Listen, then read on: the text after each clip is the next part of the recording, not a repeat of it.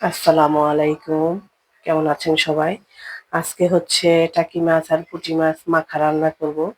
তো মাছগুলো আমি সুন্দর করে ধুয়ে নিয়েছি দেখুন। একটু লেবু দিয়ে তারপরে ধুয়ে নিয়েছি যেন মাছের গন্ধটা না থাকে। এই তো। আর সাথে হচ্ছে আমি এই পেঁয়াজ রসুনগুলা ইউজ করব। আর এটা হচ্ছে সরিষার পোস্ত বাটা আর কাঁচামরিচ দিয়ে রান্না করব।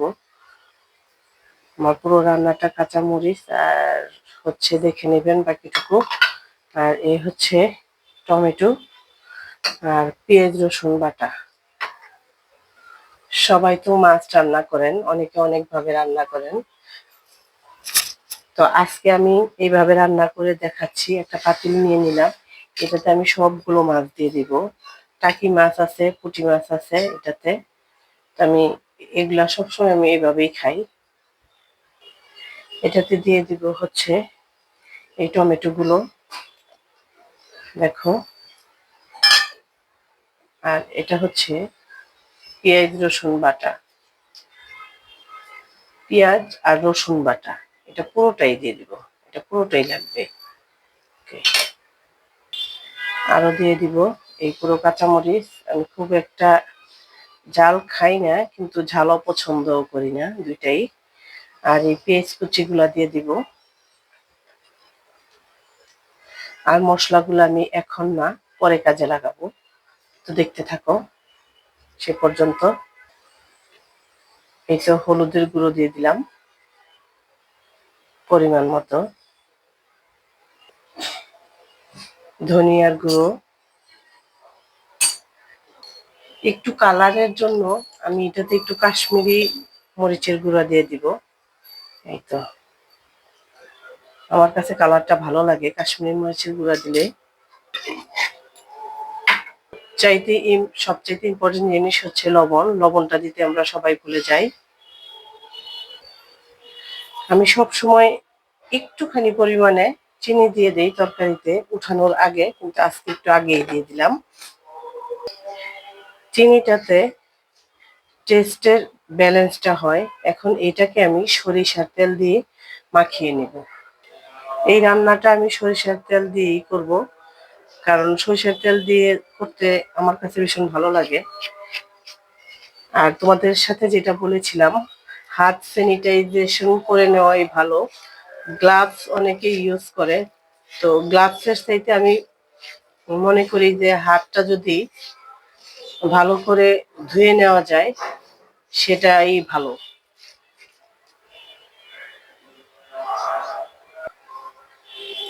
এটাকে আমি সরিষার তেল দিয়ে রান্না করব, তাই সরিষার তেল দিয়ে মাখিয়ে নিয়েছি। তো মাখানোর পরের অবস্থাটা একটু দেখো। জাস্ট মানে মনে হচ্ছে যে কাঁচাই খেয়ে ফেলি। তো সেই নাগাদ থাকো আমার সাথে প্লিজ। আর দয়া করে আমার ভিডিও ভালো লাগলে, আমি নতুন, তোমাদের একটু সহযোগিতা আমার খুব প্রয়োজন। আমাকে একটু সাবস্ক্রাইব করে দিও প্লিজ। 15 মিনিট পর চলে আসলাম। তো এটাতে আমি একটু পানি দিয়ে দিব অল্প পরিমাণ সিদ্ধর জন্য। এখন আমি চলে যাব চুলাতে। দেখো, চলে আসলাম চুলাতে, বসিয়ে দিলাম। একটু ঢেকে দিব। হ্যাঁ, ঢাকনাটা উঠানোর পরে জাস্ট দেখো কি অবস্থা। এটা দেখতে কি অসাধারণ হয়েছে।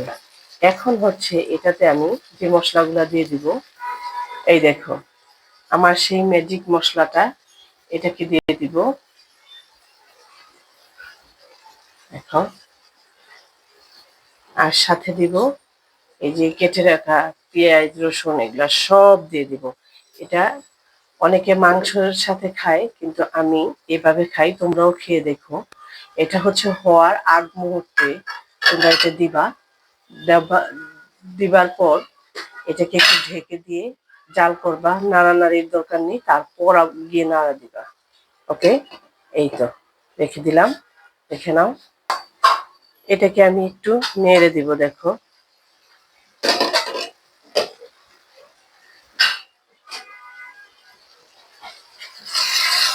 আস্তে করে একটু নেড়ে দিব। নাহলে এগুলা ভেঙে যাবে মাছগুলা।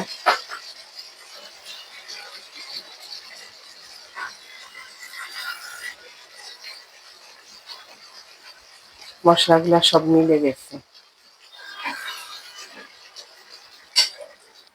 জাস্ট দেখো, এটা আমার লাস্ট লুক। দেখো, খেতে টেস্টি হবে না বলো তো?